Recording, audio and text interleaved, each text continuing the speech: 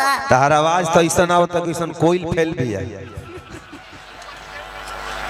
तहर आवाज अपन अपन जगह लेके बैठ जा सब कोई खड़ा न बा डिस्टर्ब न हो जाए सब कोई। बड़ा अच्छा तनी नौजवान तहर कतना शुभ चिंतक जुटल बड़े कुछ नौजवान खातिर आवाज लगाओ भाई। ई भदर काटा लोग तो खाली बोल लाइन पर लाइन मारे खातिर आलो हम जानते नहीं कि हमारा के देखे कौन है छोकरियन के देखे ज्यादा आइल बंजा जब वो भातर कटाइल बड़ से तो तू भातर कटनी का करे आइल बड़ू नौजवान के भाई हम दिल में रहिला तू ऐसा बात मत कह कि हमरा दिल में तकलीफ हो जाए और दो लाइन कुछ कह। अच्छा तू वही में के हवा तो तारा का बुझाता तारा में के हई हम कहीं कि तू पागल ही हो।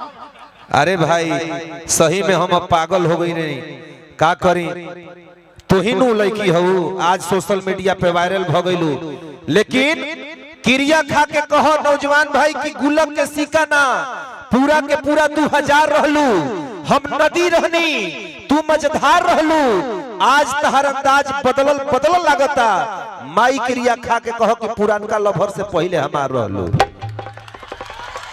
हम तो प्यारे नहीं के कइले अरे तू कुल ही कइले बड़ी नहीं कुछ नहीं के कइले ई सब तहार कइल रही प्यार तू नहीं खू कइले। अच्छा तो ओने लोग बताओ जब पागल सन के से के प्यार कर सकेला हो ना ना तनी हेने तहर माता बहन लोग कुछ फैन बा माई बहन भी तहर वीडियो देखेली कुछ तनी प्रणाम कर लो। अब गर्मी के दिन में हम फैन के बहुते जरूरत बा। अच्छा तो ओने लोग सच सच बताओ ना का हमरा से के प्यार कर सकेला हां ए तो लोग से थोड़ी पूछ ले आई ओ लोग से पूछ ले आई और हम कैसे जाए ना न जा पाई भीड़ लग जाई। अच्छा ये ने हां गर्मी के दिन होखे कोनो मेहरारू के बाहरा से मर्द के बुलावे के होखे तो दू लाइन गा के कैसे बोलेबू तनी बताओ तो। गर्मी के हां तार देखले रही बताओ। अरे गर्मी से छूटे पसीना बलम तनी बेना डुला दो। वाह